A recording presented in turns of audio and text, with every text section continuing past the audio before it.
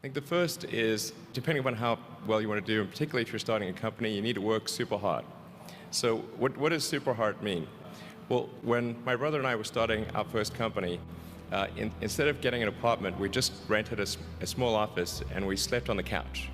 And we showered at the YMCA, and we had just one computer. So the website was up during the day, and I was coding at night. 7 days a week, all the time.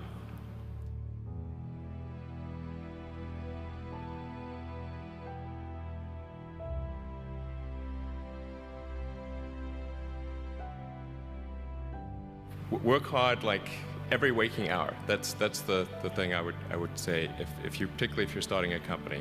And I mean, if you do simple math, you say like, okay, if somebody else is working 50 hours and you're working 100, you'll get twice as much done in the course of a year as the other company.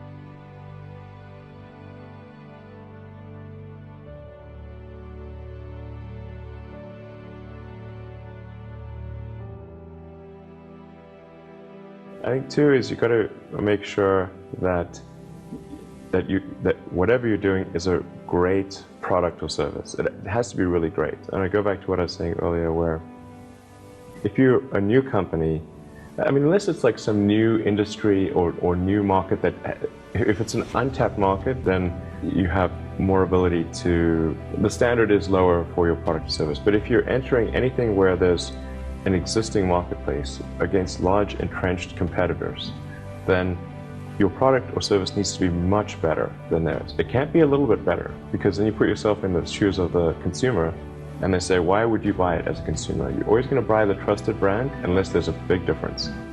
So a lot of times entrepreneur will come up with something which is only slightly better. And it can't just be slightly better. It's got to be a lot better.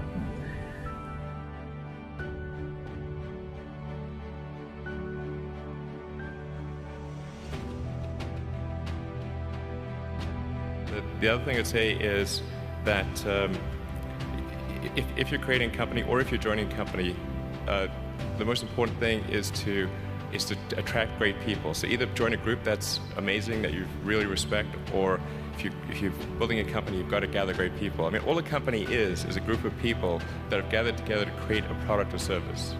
And so depending upon how talented and hardworking that group is, and the degree to which they are focused cohesively in a good direction, that will determine the success of the company. So do everything you can to gather great people if you're creating a company.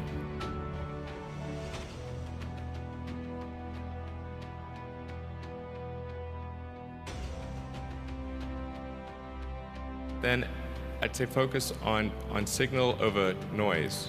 A lot of companies get confused. They spend money on things that don't actually make the product better. So, for example, at Tesla, we've never spent any money on advertising. We put all of the money into R&D and manufacturing and design to try to make the car as good as possible. And I think that's the way to go. So for any given company, just keep thinking about, are these efforts that people are expending, are they resulting in a better product or service? And if they're not, stop those efforts.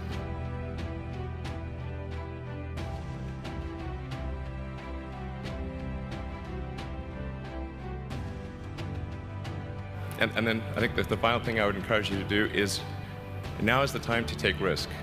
You don't have, you don't have kids, but as you get older, your obligations increase. And once you have a family, you start taking risk not just for yourself, but for your family as well. It gets much harder to do things that might not work out.